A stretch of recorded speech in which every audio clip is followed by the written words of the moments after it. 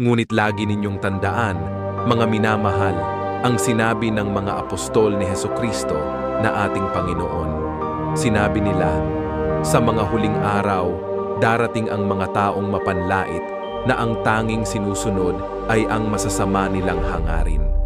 Sila ang mga taong gumagawa ng paraan upang masira ang pagkakaisa ninyo. Makamundo sila at wala sa kanila ang banal na espiritu. Ngunit mga minamahal, magpakatatag kayo sa inyong banal na pananampalataya. Lagi kayong manalangin sa tulong ng banal na espiritu. Manatili kayo sa pag-ibig ng Diyos habang hinihintay ninyo ang buhay na walang hanggan na ibibigay ng ating Panginoong Hesukristo dahil sa awa niya sa atin.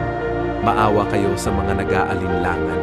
Tulungan ninyo ang iba na maligtas sa kaparusahan na parabang nagliligtas kayo ng isang bagay na masusunog na.